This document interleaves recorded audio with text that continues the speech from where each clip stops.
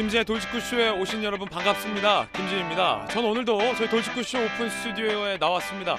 어제 밤사이에 기온이 뚝뚝뚝뚝 떨어져서 수은주가 영하까지 떨어졌습니다. 지금 가만히 서 있어도 코가 빨개지고 올해 첫 이렇게 밖에서 입김이 나오는 아침이 아닐까 싶습니다. 갑자기 찾아온 강추위에 또 바람까지 강하게 불고 있어서 우리 시청자 여러분들 건강 잃지 않도록 각별히 주의하시기 바라겠습니다. 검찰이 문건 하나를 발견했습니다. 대장동 일당들이 조성한 자금이 이재명 대표 선거 자금 등으로 전달됐다라는 내용이 쓰여 있는 문건을 발견했다라는 보도가 나왔는데 어떤 문건인지, 왜 당시 수사팀은 이거 보고도 묵살했다는 건지 잠시 후 이야기 나눠보겠습니다. 저는 비가 오나 눈이 오나 영하의 날씨라도 매일 아침 이곳에서 여러분을 기다리겠습니다. 김진의 돌직구쇼 지금 라이브로 시작합니다. 잠깐만요.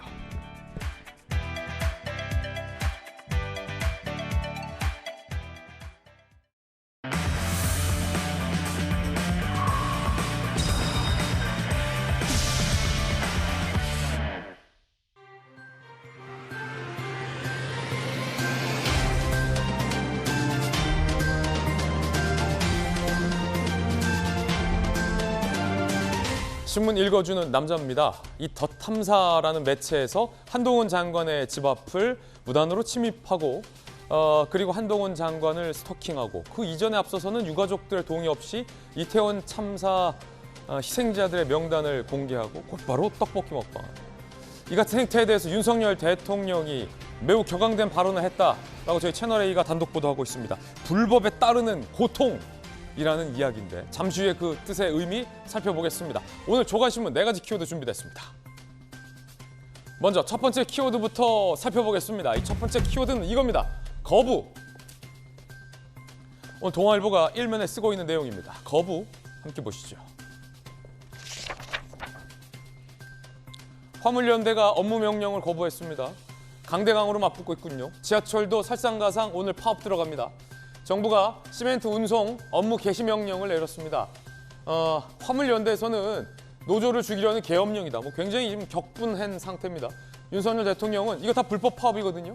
불법과 절대 타협 안 한다라고 의지를 밝혔습니다. 지하철 운행이 줄어들어서 시민 불편도 한편으로는 우려되고 있습니다. 현 정부에서는 이 노사 법치주의를 강하게 내세우고 있습니다. 노조의 입장도 충분히 들어주겠지만 이 같은 불법적인 파업이 계속되는 것을 용납할 수 없다라는 강경한 의지입니다. 자, 이어서 두 번째 키워드 살펴보겠습니다. 두 번째 키워드는 이겁니다. 탄핵. 한겨레 신문 4면 쓰고 있는 기사인데 누굴 탄핵하겠다는 건지 함께 보시죠. 민주당은 이상민 장관 해임건이 건너뛰고 탄핵소추로 직행하는 것 아니냐라는 한겨레 신문의 전망 쓰였습니다.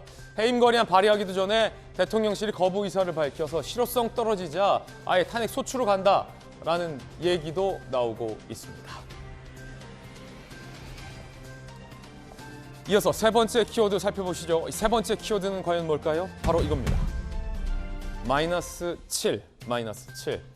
한국경제 8면이 쓰고 있습니다. 국민연금 수익률이 -7%, 2년치 지급액을 날렸습니다. 경질해야 되는 거 아닙니까? 1월, 9월 손실 규모가 68조, 해외 채권, 대체 투자 선방에도 국내 주식 25% 투약. 불가피한 측면이 있었다고는 하지만 그래도 우리 국민들의 연금을 운영할 때는 조금 더 신중하게 해야 하는 거 아닌가라는 생각도 듭니다.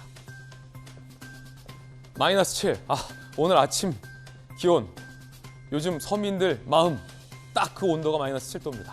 이어서 다음 키워드입니다. 네 번째 키워드 이겁니다. 반정부. 조선일보 4면이 쓰고 있는 기사인데 과연 어떤 뉴스일까요? 중국이 사실상 대학 휴교령을 내렸습니다. 중국 요즘 심상치 않습니다.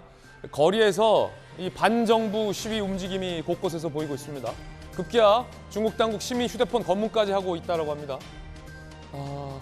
천안문 사태가 자꾸 떠오르는 건 저만일까요? 지금까지 신문 읽어주는 남자였습니다.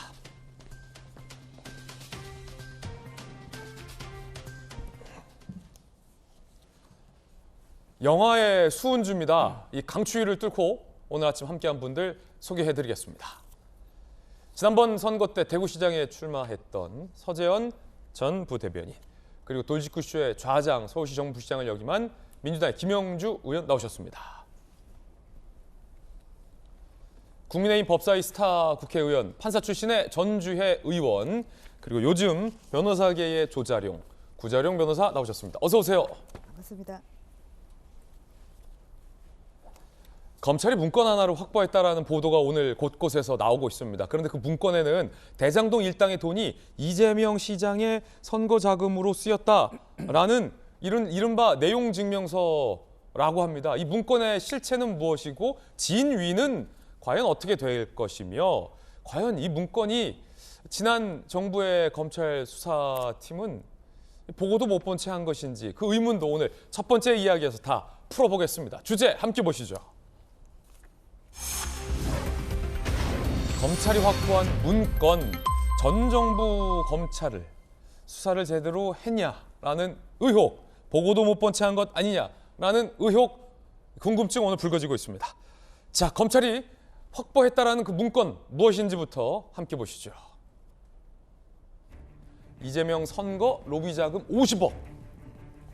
검찰이 대장동 문건을 확보했다라는 보도가 서울신문과 오늘 조선일보 등에 보도되고 있습니다. 복수의 매체에 따르면 대장동 관계자 A씨가 남욱 변호사에게 2014년 5월 8일 현금 4,200만 원, 2015년 4월 3일 수표 1억 1,000만 원 등등 수차례에 걸쳐서 총 50억 원을 전달했다.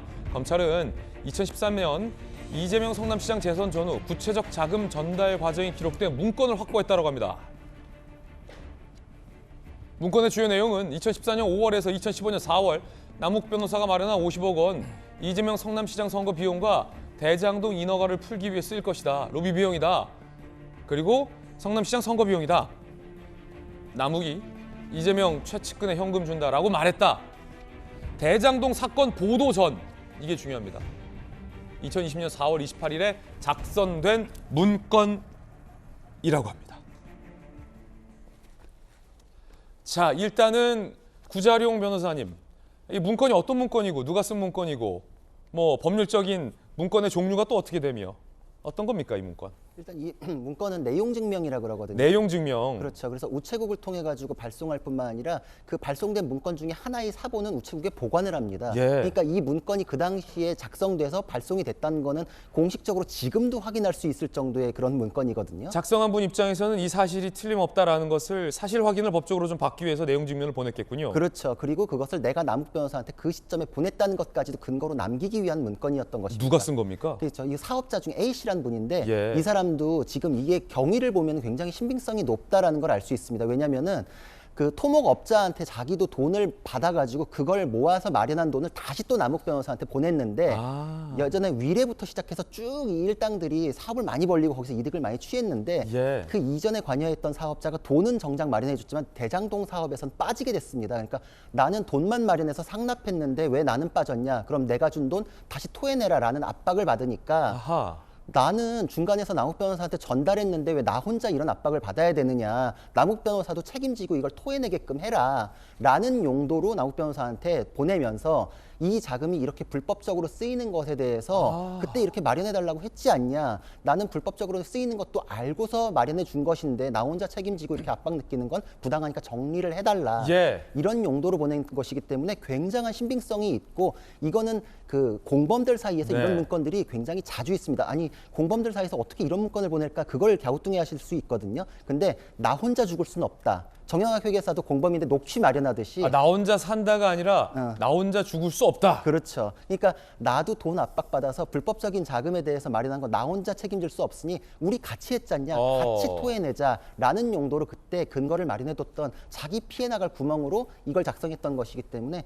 대단한 신빙성이 있고 대장동 사건 터지기 1년 4개월 전에 작성돼서 발송까지 된 게 확인됐기 때문에 신빙성이 그만큼 높은 것입니다. 그런데 그 정도의 성격의 내용 증명서인데 이게 놀라운 게 이 내용 증명서에 써 있는 내용과 지금 최근 검찰 수사팀이 수사한 내용이 매우 일치합니다.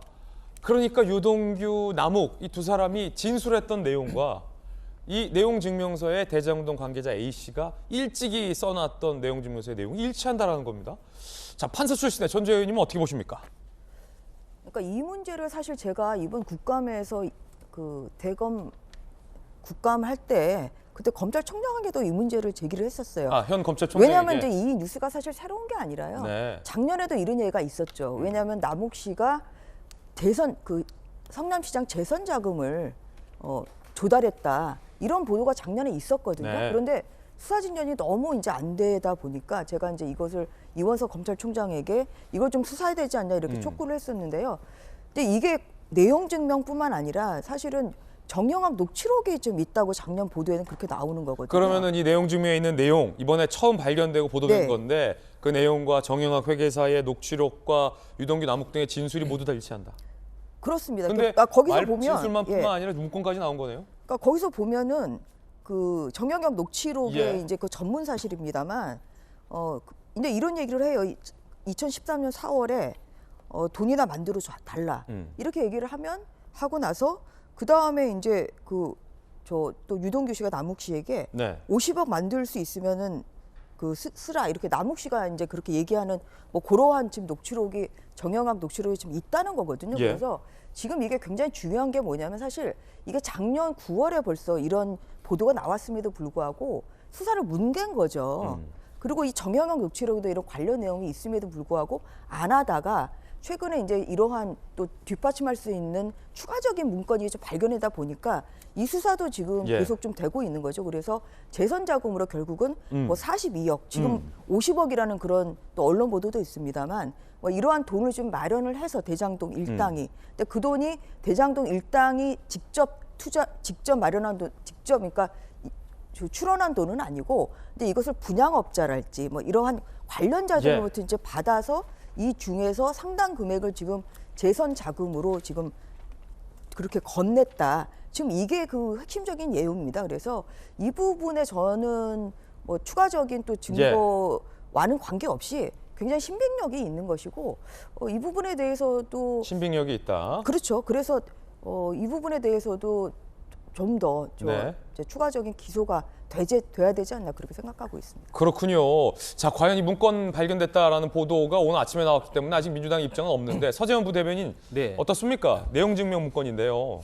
그래서 이게 지금 이제 50억이 또 처음 나와서 이제 50억 클럽에 이재명 후보도 들어가는 거 아니냐는 농담 섞인 뭐 이렇게 이야기가 나오는데요. 예. 그 실질적으로 이제 진술이라고 하면 뭐 변호사님도 계시지만 일관성이 굉장히 중요하지 않습니까? 그리고 전원에 대한 것은 어떤 신빙성보다는 어떻게 보면 어떤 참고용인데 남욱 이분은 사실 범죄자죠. 범죄자인데 본인이 주었다, 본인이 보았다가 아니고 본인이 들었다입니다. 그리고 유동규 등 해서 이제 이재명 측근에게 전달했다고 들었다라고 하기 때문에 그 이재명 후보에게 갔는지조차 저는 의심스럽고 법적인 관점에서 말씀하셨지만 이제 정치적인 관점에서 저는 의아했던 것은 2014년도에 또 50억의 그 선거 자금을 필요했다고 하는데요.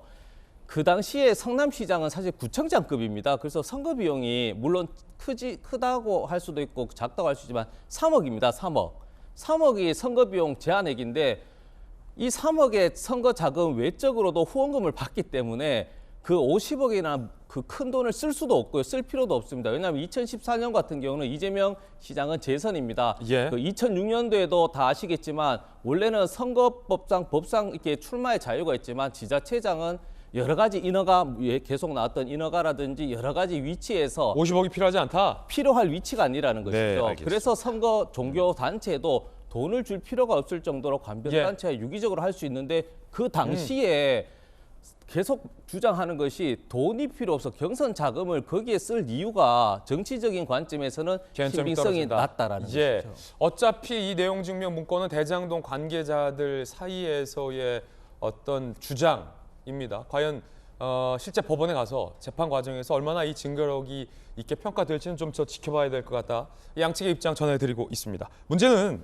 이 같은 문건과 이 같은 진술이 나왔는데 지난 정부 당시 검찰은 제대로 수사를 했느냐, 수사의 진정성이 과연 1부터 10까지라고 한다면 한 몇이었느냐, 이 문제는 제기할 수 있을 것 같습니다. 함께 보시죠. 우리가 요즘 뭐 유행하는 말도 진정성이 1도 없다, 뭐 이런 얘기 하는데 그런 논란인 거죠. 이 대표 이재명 시장 선거자금 진술에도 용처 추적을 안 한 문정부 검찰. 조선일보 보도에 따르면 지난해 11월 대장동 1기 수사팀, 남욱동 대장동 관계자, 2014-2015 이재명 시장 선거 자금 및 대장동 로비 용도로 42억 5천만 원을 조성해 김반백이 전달했다라는 진술을 확보했습니다. 뭐 같은 문건에 대해서 조선일보도 보도하고 있는데 앞서 서울신문은 50억, 조선일보는 42억 5천만 원. 금액적인 차이는 있어요. 그런데 당시 수사팀에서 구체적인 조사 및 추가 확인 안 했다라는 지적이 나옵니다. 개편된 수사팀이 최근 이 문건을 확보했다라는 내용입니다. 이런 건데 김영주 의원님, 네. 서울시 뭐 부시장도 해보셨지만 이 문건이 내용증명 문건이 아까 구자룡 변호사 얘기에 따르면 우체국에 보관이 돼 있다. 그러면 사실은 뭐 민주당사 압수수색하기 힘들잖아요. 막 막고 하니까 당사 침탈 이러니까. 근데 우체국은 들어가서 내용증명 문건 좀 볼 수 있습니까? 그러면 여기 있습니다. 지난 정부 수사팀이 이거 확보도 안 했다는 겁니까? 아니면 확보하고도 그냥 못 본 척 한 겁니까? 시점으로 보면은 사실은 그런 물건이 안 나오기를 바란 것이 당시의 수사팀의 심정이 아니었나. 돌직구군요. 대선을 앞두고 그런 생각이 들고요. 또 당시에 추미애 장관도 대선 후보의 한 사람으로 있었고, 추미애 장관이 나중에 이재명 대표하고 결합 부분에 있어서도 그런 것이 미묘하게 정보가 빠져나갈 수도 있고, 아무튼 이러한 어찌 보면 굉장히 폭발력이 있는 것을 그냥 공식적으로 내용 증명을 보낸다는 것도 굉장히 큰 행동이라고 보여지고, 네. 이러한 그 내용 자체가 일부 제가 생각할 때는 이낙연 총리 쪽으로 들어갔을 가능성이 많다. 저는 그렇게 그래서 보여고. 그때 토론 때 대장동 이야기를 네, 그래서 그 확신을 가지고 이낙연 총리가 이재명 후보를 밀어붙이는 배경도 저게 있지 않았겠냐라는 생각이고요. 큰 틀에서 본다라면 그 돈이 얼마든 480억이든 얼마든 간에 어쨌든 큰 그릇을 만들어 놓고 저수기 만들어 놓고 큰 그릇에 4분의 1, 3분의 1, 뭐 6분의 1 부분을 빼쓰는 과정에서 불협화음이 생기고, 또 이미 저 때부터 사단이 날 때를 대비하는 그런 한 발 빼기 수법이라고 봐요. 내용 정면을 보냈다는 것은 내가 더 잘못한 건 아니다. 잘못은 있지만 이런 것들이 나왔기 때문에 결과적으로는 어떻게 됐든 시점이 어떤 시점이었다는데 이런 파국으로 올 수밖에 없는 개연성이 충분히 있다.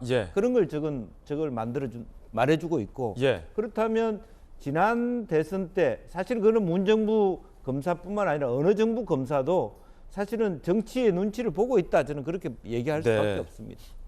혹시 김영주 의원님, 네. 그 우체국이 이렇게 뭐 수사에 비협조적이거나 우체국이 뭐 압수수색을 뭐 거부하거나 아니면 우체국 침탈이라고 반발하거나 뭐 어렵습니까? 대한민국 우체국이 제일 약한 곳이에요. 그렇습니까? 옆에도 있습니다만. 예. 우체국 침탈 뭐 이렇게 반발 안 한다. 과거에 정보통신부부터 해가지고 지금 거의 뭐 공적 기관인지 아닌지도 모를 정도로 어려운 현실에 있는 분들이 제일 어찌 보면 좀 발언이 좀 지나칩니다만 제일 불쌍한 분들이 많은 공직자들이 우체국 택배 하시는 분, 우체국 우편 배달 고생은 많으시고 또 이렇게 처우는 또 그렇게 못 받으시고 하니까 누가 가져가는 것도 뭐 밑에 있는 사람들은 알 수도 없고 관심도 못 가질 정도의 약한 조직입니다. 그렇기 때문에 실제로 의지의 문제였다 그런 거죠. 뭐 압수수색 할 것도 없이 협조하면 바로 협조가 되는 관계다. 그럼요. 그런 거죠. 근데 왜 이 문건 이런 걸 확보를 했겠죠, 설마? 그러니까 해놓고 이걸 공개할 거냐 안 공개할 거냐에 대한 내부 토론이 있었다고 봐야 되죠. 그럴 수도 있겠군요. 근데 작년에 제가 법사위에서 본 바로는 아까 나온 그러한 수사 은폐, 사실 이게 굉장히 심했고요. 이 부분에 대해서는 지금이라도 뭐 자체적인 감찰을 통해서, 왜냐하면 지금 당시 수사팀 검사들이 다 대부분이 지금 검찰에 있잖아요. 그래서 진짜 이 수사 문개기에 대해서 저는 꼭 책임 소재는 밝혀야 된다고 생각합니다. 수사의 진정성이 1부터 10까지라고 보면 당시 수사팀은 어느 정도라고 보십니까? 전주 의원께서 보시기에. 한 2 정도 되는 것 같아요. 2요? 1이나 2. 왜냐하면 근데 뭐 여러 가지가 있는데 일단 2.5는 되지 않습니까? 저는 한 2 정도라고 봅니다. 단호하시군요. 그래서 보면 저것도 지금 작년 11월에 그 분양업자 그 42억 정도를 대장동 일당에게 줬다는 그 분이, 그 분양업자가 검찰에 그 내역을 지금 제출했다는 그런 보도가 있었거든요. 그런데도 계속 수사를 안 하고 있는 거죠. 내역을 제출했는데도 불구하고. 예, 작년 11월입니다. 그리고 또 유동규 씨, 남욱 씨가 어떻게 얘기했냐면 그 2014년 5월에서 9월 사이에 예. 그 김만배 씨가 유동규 씨한테 재선 선거 자금으로 3억 6천만 원을 전달했다. 이것은 아무튼 선거 관리용이었다. 이런 진술을 했다는 보도가 작년에 있었어요. 이런데도 이제 하나도 이것을 파지를 않은 거죠. 그래서 이 정도 된다. 예, 그래서 이런 걸 봐도 그렇고요. 뭐 성남 뭐 시장실 압수수색도 굉장히 늦어지고 그런 걸 봤을 때는 이게 이제 대선을 앞둔 시점이었잖아요. 그래서 결국 이재명 지키기를 위해서는 불의를 봐도 눈을 감아야 되는 상황이죠, 검찰은. 예, 못 본 채 하고. 그래서 그 부분에 대해서 지금 사실 너무 늦어진 수사라 이게 이 전문 진술만 가지고 사실 실체를 밝히기는 저는 쉽지는 않을 걸로 보고 있고요. 그런 면에서 이 수사를 제대로 안 한 이 검찰의 당시 수사팀에 대해서는 저는 원칙적인 그런 감찰을 좀 해야 된다. 감찰해야 된다. 거기에 대한 또 책임이 네. 있으면 그걸 물어야 된다. 저는 그렇게 생각합니다. 전주혜 의원님의 의견이었고요. 관련된 내용이 오늘 많은 조간신문에서 보도되고 있습니다. 특히나 이 남욱 변호사에게 4명만 구속시킬게 들어와라 라는 일종의 선처를 약속한 거 아니냐라는 의혹이 제기되고 있습니다. 검찰 일각에선 사실무근이다라는 반론도 나오고 있습니다만 이 같은 분위기 속에 대장동 1기 수사팀을 감찰해야 하는 것 아니냐라는 보도가 나왔습니다. 대장동 1기 수사팀 조사, 남욱 변호사 진술 조사 중 대장동 1기 수사팀이 남욱 변호사 측에게 정영학이 남욱에게 책임 다 떠넘기게 하고 있으니 한국에 들어와라. 유동규, 김만배, 최운길, 성남시 공무원 4명만 구속시키겠다. 이 의혹이죠. 중앙일보 보도하고 있습니다. 윗선 수사 않고 해당 검찰 말대로 수사 실제가 진행됐다. 그래서 윗선으로 수사가 전혀 올라가지 못했다. 대장동 1기 수사팀은 사실무근이라고 하고 있지만 검찰은 제기된 의혹 전반을 확인하겠다라며 어제 조사에 착수했습니다. 그러니까 이런 겁니다. 우체국은 우리 여러 번 말씀 주셨지만 업무 협조가 잘 되는 기관, 상냥하고 친절하고 언제나 우리 곁에 있는 기관, 우체국. 옛날에는 우정국 아니었습니까? 내용 증명이 있는데 검찰이 수사를 안 한 것은 수사의 진정성과 관련된 거다. 비단 이 내용 증명 문건 건만이 아니라는 얘기를 전주혜 의원은 하고 있습니다. 검찰은 1기 수사팀 감찰 등 조사에 들어가겠다라는 입장 지금 중앙일보 보도를 보고 있는데 구재룡 변호사는 어떻습니까? 제가 보기에도 문계기는 충분히 의혹이 있다. 왜냐면은 지금 수사가 과잉이다. 뭐 기소하는 게 뭐 조작 수사다. 이렇게 주장한 쪽도 있고 문계기 수사에 대한 주장도 있는데 상식적으로 봤을 때 검찰이 수사를 해가지고 기소를 하면 그 과정에서 영장도 청구를 했고요. 법원의 평가를 받아가면서 자신의 수사가 맞게 됐는지를 평가를 받아가는 과정이 부담스럽겠습니까? 문계고 아무도 통제 안 받거든요. 문계고 시간 끌고 그래서 불기소로 덮어버리면 그냥 내 결정 안에서 끝나거든요. 검찰로서는 문계기하기가 쉽죠. 저는 근데 살짝 성격상 뭐 이렇게 문계고 그런 게 잘 안 돼요. 그렇죠. 전 개인적으로 저는 문계기보다는 그렇죠. 그래서 빨리 하는 게 좀 더 편해요. 바람이 불기도 전에 누웠다 뭐 이런 생각도 드는데 선거 국면이었기 때문에 분명히 눈치 보기가 있었을 것으로 생각이 되고 실제로 의혹은 그 당시에 수사를 언론에서 정말 멱살 잡고 하드캐리하고 있다 이런 평가 되게 많았지 않습니까? 언론에서 터지면 검찰에서 마지못해서 영장 뭐 내고 그런 식으로 답답하게 가다가 그 나중에도 정진상 실장에 대한 얘기 나왔지만 대장동의 본류로는 조사를 안 했습니다. 그때 다른 걸로만 했었고 결국은 이재명 그 당시 후보에 대해서는 조사 한 번도 안 했거든요. 그러고 나서 보니까 이게 지금 잘못된 수사라는 게 드러나고 있고 이게 그 당시에 실마리가 없었던 것도 아닌 게 정영학 회계사가 처음부터 자수서를 10장을 써갖고 들어갔는데 저 형사사건 하면서 자수서 10장 쓰는 거 처음 봤습니다. 그래요? 정말 많이 써갖고 들어간 거거든요. 거기에 부합하는 녹취록을 다 들고 들어갔는데 그럼 소스가 다 있었는데 지금 보니까 앵커님 말씀대로 다 부합을 한데 맞아떨어지는데 근데 내용 증명에 대해서는 수사를 안 했다? 이건 처음부터 판이 짜여져 있던 거 아닌가. 내가 시간 끌고 문계기하는 거에 대해서는 외부적으로 평가를 안 받으니 선거 국면에서는 이렇게 가보자라는 게 방침이 서 있었던 거 아니란가라는 거를 충분히 의심할 만한 사정이라고 생각이 됩니다. 구재룡 변호사님의 의견이었습니다. 흥미로운 표현이 나왔어요. 법원의 평가를 받아가며 수사를 하는 게 수사기관에서 부담스럽다.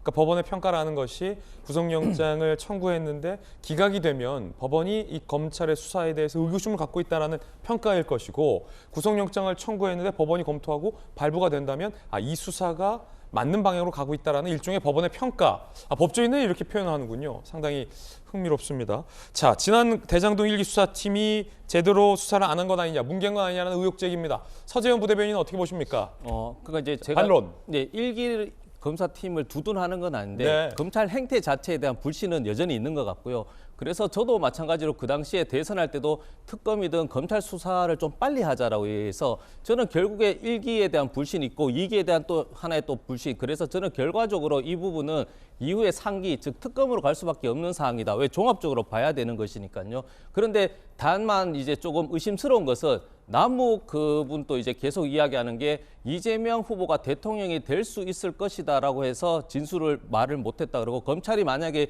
2기의 검찰이 1기의 검찰 주장대로라면 그 당시 대선을 돌아가게 되면 더불어민주당 이재명 네. 후보가 대선에서 가상 지지율이 10% 이상 계속 뒤졌었거든요. 그리고 일부 보수 패널도 그렇고 정치 전문가들도 5%, 10% 이상 다 질 것이다라는 그런 관측이 있었는데 그걸 떠나서라도 대통령이 되면 수사를 덮는다. 그러면 그런 논리라면 만약에 이재명 후보가 대통령이 됐으면 김건희 여사의 도이치모터스 특검, 그리고 수사, 그리고 여러 가지 어떤 그 대학 진학에 대한 학력 의혹 이런 부분이 그럼 수사가 더 진전이 될 것인가? 그것을 보면 저는 어떤 정부의 어떤 검찰의 행태를 매번 얘기하는 게 어떤 정치적인 환경을 배제하고 공정한 수사를 한다는 것 자체가 그런 수사 형태가 지금이 이렇게 일반화되지 않았다는 것을 반증하지 않나. 이게 좀 아쉬운 지점입니다. 예. 자, 물론 이 내용 증명 문건의 내용이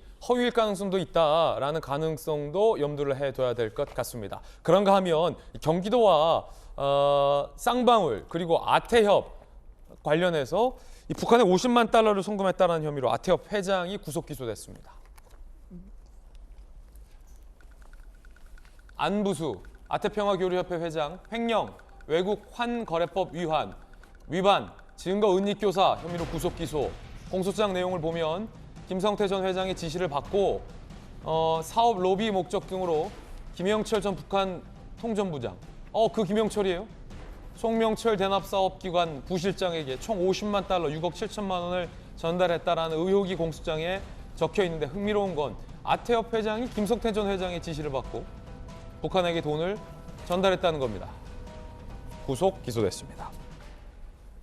뿐만 아니라 북한 그림을 몰래 밀반입했다라는 의혹 네. 등도 받고 있습니다. 김용주 의원님, 네. 아태협이 저러라고 세워진 건 아니잖아요. 쌍방울 회장 오더 받고 네. 북한에게 몰래 얼마입니까 이거 50만 달러 몰래 주라고 뒷돈 주라고 만들어진 게 아니잖아요 아태협이. 그렇습니다. 원래 이제 사실은 서울도 그렇고 경기도도 그렇고 이제 아태협이 해야 될 것은 인도주의적인 사업이거든요. 네. 북한 어린이들 영양실조 문제라든지 의약품 문제. 제가 부시장에 있을 때도 상당히 많은 남한에 있는 의료단체, 간호단체들이 북한 지원한다는 인도주의적인 경협, 협력과 교류를 네. 많이 이야기했었고 그런 인도주의인 건 차원으로 좋은 거죠. 인도주의인 건. 그래서 서민들이 정말 그 기하에 허덕이고 또 앞으로 북한의 아이들이 비정상적으로 남한의 아이들하고 키나 영양의 차이가 네. 있으면 안 되기 때문에 그런 활동을 주로 해야 되는데 지금 아태협은 북한의 강물 자원 개발의 건수, 비즈니스 건수로 해서 뇌물을 통해서 그 건을 가져오는 물론 그 건은 사실은 미국하고 경쟁하고 중국, 러시아하고 경쟁하는 부분이 있었어요.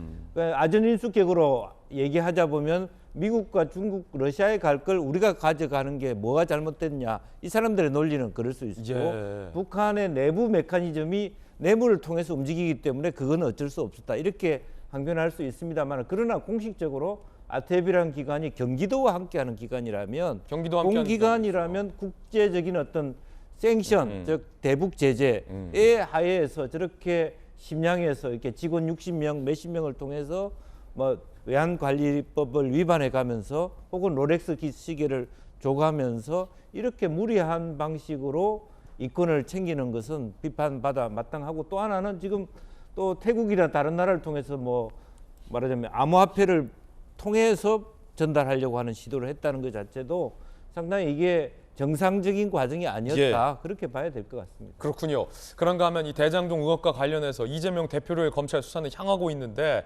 당 내에서도 이 대표의 사법 리스크 때문에 당이 흔들리고 있다라는 우려가 많이 나오고 있습니다. 어제 민주당 반성과 혁신 토론회에서 민주당의 이재명 대표 사당화가 심각해지고 있다라는 지적이 나왔고요. 결단할 때가 온다라는 얘기도 나왔습니다. 직접 들어보시죠. 팬덤 정치 이런 것들, 정당의 끊임없는 이 파열 구조 이런 것들이 왜 나올까? 최근에 민주당의 모습을 보면은 그 사당화 현상이라고 하는 것이 굉장히 걱정되기도 합니다. 이 강제당국이라는 것은 명백히 위헌 내지 위법이다. 이 어마어마한 팬덤까지 결합이 돼가지고 굉장히 의원들이 매 순간 참 스스로 비겁하고 존잘한 그런 결론들을 하고 있지 않습니까? 연말 앞두고 점점 지금 뭔가 큰 판이 벌어질 것 같다는 느낌은 들잖아요. 그래서 우리가 결단할 때가 와간다. 결단할 때가 오간다. 연말 전 큰 판이 벌어질 듯 김영배 의원 결단할 때가 온다. 조홍천 의원 강제 당론 위법이다. 팬덤까지 더해져서 비겁하고 처절하다. 이원욱 의원 민주당 사당화 심각하다. 다 비이재명계 의원들이고 주류라고 볼 수 없습니다만 뭐 주류 비주류가 무슨 의미가 있나 싶기도 합니다. 이 판에 연말 전 큰 판이 벌어질 듯 결단할 때가 온다. 서재현 부대변인 네. 뭘 결단한다는 거죠? 김영배 의원은? 그 이제 저도 정확히는 모르겠지만 모르세요? 위기가 오겠다라는 것이겠죠, 사실은. 그러니까 뭘 결단합니까? 그러니까 이제 저도 정확히 모르지만 제가 이제 저도 청년들하고 사실 사석에서 대화를 하면 이런 주제로 굉장히 많이 토론을 합니다. 예. 그래서 이재명 당대표가 언제 그만둘 것인가, 혹은 언제 내려올 것인가, 혹은 총선 때 진두지휘를 할 것인가 이런 얘기를 하긴 하는데 아 이재명 대표가 언제 내려올지에 대해서 그런 이야기를 이야기하시는군요. 사석에서 합니다. 예. 그 민주주의니까요. 그래서 저는 개인의 의견일 수도 있고 자유로운 의견일 수도 있지만 지금은 이재명 당대표가 사실은 되게 오래 취임을 한 것 같지만 100일도 안 됐습니다. 예, 그래서 100일도 되지 않았고 범죄 사실이 정확하게 규명된 게 아닙니다. 그런 식의 논리면은 사실은 좀 비유가 좀 적절치는 않지만 2020년도에도 이낙연 대표 측근이 사실은 옵티머스 관련해서 복합기든 선거 자금해서 실형을 받고 검찰에 조사받고 그 다음날 돌아가셨어요. 그때도 어느 누구 하나 당대표 물러나라고 하진 않습니다. 왜? 직접적인 연관이 없기 때문인 것이죠. 저희는 추미애 대표 이후에 사실은 임기 2년의 보장은 아닌데 추미애 이해찬 대표로 이어지면서 2년 임기를 다 마쳤어요. 그래서 저는 뭐 이재명 당대표라서 드리는 말씀이 아니고 당원이 주인이라고 계속 얘기하고 당원이 선출한 당대표라면 그것이 본인이 힘들더라고 자기가 내려오겠다 하는 게 더 무책임한 것이다. 그리고 이재명 대표가 사실 지금 그러면 내가 의혹 제기 내가 개인으로 돌아가서 당대표직 물러나고 하겠다 했을 때 그러면 당대표는 누가 합니까? 그러면 더 혼란스러울 수가 있기 때문에 지금은 당원이 요구하지 않는 이상 당대표를 물러나고 싶어도 물러나서는 안 되고 지금은 계속 이렇게 취임 이후에 100일밖에 안 됐기 때문에 이제 100일 곧 기자회견 할 텐데 그때 모든 소회를 종합적으로 이야기하면 되는 것이고 다만 이런 개인의 혹은 정치적인 다양한 의견들을 예. 이렇게 묵살하거나 어떤 그 갈라치기라거나 혹은 사당화에 대해서 그건 아니다라고 계속 공격 아닌 공격을 서로 할 필요는 없다는 것이죠. 예. 존중하되 그런 것은 개인의 의견에 맡기자는 것이죠. 서른 의원은 당대표를 내려놓는 게 방법이다라고 얘기했습니다. 들어보시죠. 정진상, 김용 이 두 사람이 구속된 상황이기 때문에 나는 이재명 대표가 이번에 결정을 존중하는 의미에서 내가 국민에게 사과드린다. 이거 먼저 얘기를 하는 게 그 순리에 맞죠. 상식입니다. 사과 안 하고 이게 국정을 끌어갈 자세가 안 된다고 이렇게 국민들이 판단할 수밖에 없죠. 나는 당에 더 이상 누를 끼치지 않겠다. 나는 떳떳하기 때문에 내가 혼자 싸워서 돌아오겠다. 이렇게 선언하고 당대표를 내놓는 것도 한 방법일 수 있어요. 물론 친 이재명계 의원들의 이야기는 다릅니다. 김남국 의원입니다. 친분은꾼이다라는 말은 정치 공동체의 의미가 아니다라는 차원에서 말씀을 한 것으로 생각이 되고요. 측근이긴 하지만 결국에는 이제 보좌진 역에 그치는 부분이 있기 때문에 이걸 가지고 뭐 엮는다라고 하는 것은 좀 무리이지 않을까. 강제 수사는 쉽지는 않을 것으로 생각이 됩니다. 이번엔 저희가 준비한 두 번째 이야기 시작하겠습니다. 저희 채널의 단독 취재에 따르면 윤석열 대통령이 최근 이 한동훈 장관과 관련된 더 탐사 등 이 불법적 행위에 대해서 굉장히 강경한 입장을 밝혔다라고 합니다. 뭐라고 밝혔을까요? 두 번째 이야기 주제 공개합니다. 불법에 따르는 고통, 법치주의의 의미요. 그 폰에 걸린 비번, 그 폰은 누구 폰일까? 궁금합니다. 윤석열 대통령이 이 더 탐사를 겨냥해서 법치를 강조했습니다. 법을 제대로 안 지키면 어떤 고통이 따르는지 보여줘야 한다. 법무장관 자택을 무단 침입하면 국민들이 어떻게 보겠나. 법 어긴 사람이 처벌받지 않는 사회가 정상적이냐라고 어제 국무회의 때 대통령이 이 발언을 했다. 그리고 국무회의는 한동훈 장관이 참석을 한 것으로 확인이 됐습니다. 전주현 의원님, 최근에 국민의힘 지도부셔서 비대위원이셔서 네. 대통령과 만찬하셨잖아요. 네. 분위기가 상당히 좋았던 걸로 알고 있는데 대통령 만찬 자리에서 이런 얘기는 안 나왔습니까? 대통령이? 한동훈 한동훈 장관이나 뭐 그다음 그 청담동 그 가짜 술자리 뭐 녹취록 얘기 당연히 나왔죠. 뭐라고 하셨어요, 대통령께서는? 그 언론에 많이 이제 보도가 됐는데요. 네. 뭐 한동훈 장관은 2차 안 간다. 술을 거의 안 마신다. 그래서 그리고 또 요새는 이제 중단했습니다만 도어 스태핑 때문에 사실 아침 일찍 일어나시는데 3시까지 술 마시고 어떻게 아침 일찍 일어나겠냐 이런 말씀도 하셨고요. 뭐 그리고 또 뭐 본인이 그 불렀다고 한 그 노래 동백아가씨는 진짜 불러본 적이 없다. 뭐 이런 말씀도 하셨고. 제가 취재했잖아요. 동백아가씨 모른다고. 근데 이제 여기 그날 제가 좀 확인했던 거는 예. 그 대통령께서 자유민주주의 법치에 대한 확고한 신념을 가지고 계십니다. 뭐 사실 그런 확고한 신념으로 또 대통령 자리까지 사실 올라가셨죠. 불의에 타협하지 않고 어떤 불의에 계속 맞서왔던 이런 것 때문에 그게 국민들에게 또 큰 공감대를 형성해서 대선에서 승리한 거 아니겠습니까? 그래서 불의에 이렇게 뭐 꺾이면 안 되는 거죠. 그래서 어제 발언 국무회의 때 법을 제대로 안 지키면 어떤 고통이 따르는지 보여줘야 한다. 네. 이 발언은 또 어떤 의미라고 보십니까, 그럼? 거기에 대한 응분의 처벌을 당연히 해야 되는 거겠죠. 그러니까 뭐냐면은 한동훈 장관에 대해서 무단 침입을 해서 이게 뭐 이렇게 문을 열려고 하는 그 행위, 한동훈 장관 그 집에 그 현관문에 뭐 도락을 열라고 했다는 그 행위 자체는 뭐 이미 주거 침입의 실행에 착수한 거다 지금 다 그렇게 되는 거거든요. 그런데 이제 이거를 또 실시간으로 유튜브로 생방송을 하면서 공개를 했죠. 그러면서 본인의 불법을 지금 전 국민에게 알리는 이런 행위에 대해서 저는 왜 현장에서 저는 이런 분들은 체포해야 되지 않나요? 아, 현장에서 체포합니다. 네, 저는 그렇게 생각합니다. 주거 침입 혐의로? 굉장히 이것을 신고하면 당연히 경찰관이 와가지고 뭐 파출소로 동행하시는 사실 그래야 되는 거 아닙니까 이게? 왜냐면 실시간 그렇게 그 남의 집에 집 앞에서 현관문 두드리고 뭐 하면서 이게 공인이라는 것도 시인할 수 있는 정도가 있습니다. 공인이라고 해서 모든 것을 다 어떠한 그러한 불법적인 행위에 대해서 참아라. 사실 이거는 정의가 아니죠. 그래서 참 판사님이시니까 오늘 수요일 나오실 때 제가 물어보려고 아끼던 질문이 있었는데 주거 침입 혐의잖아요. 더 탐사에서는 공동 주거 침입 혐의, 더 탐사에서는 주거 침입 아니다라고 반박하면서 도락을 만졌긴 했지만 열려는 의도는 없었다라고 반박하고 있는데 판사 입장에서 보실 때 이 반박이 법적으로 논리가 됩니까? 만지긴 했다. 하지만 열려 하진 않았다. 만졌다는 것 자체가 실행의 착수입니다. 그래서 그 실행의 착수입니다. 그래서 이제 그것은 범죄자들의 변명일 뿐이죠. 그래서 뭐 거기에 대해서 뭐 일고의 그것은 반론을 제기할 생각도 저는 없고요. 여기에 대해서는 응분의 처벌을 저는 즉시적으로 받아야 된다. 그리고 이게 지금 이분들이 또 하는 말이 저는 정말 뭐 제가 법조인으로서 분노감이 느껴지는 게 자기들은 압수수색을 당했을 때 받는 느낌을 너도 말해봐라. 아니 본인들은 가해자고 한 장관은 지금 피해자인데 가해자가 느끼는 분노를 왜 그런 뭐 심정을 왜 피해자가 느껴야 됩니까? 그러면서 본인들이 압수수색을 당했을 때 그 심정을 한 장관이 느끼게 하기 위해서 갔다는 거 아니에요? 이게 도대체 이게 본말이 전도된 거고 저는 어떻게 사람의 탈을 쓰고 정말 이런 행위를 이렇게 21세기 대한민국에서 할 수가 있는 건지 그것을 왜 이것을 보고만 있어야 되는 건지 저는 좀 의문이고요. 그리고 여기서 또 그치지 않잖아요.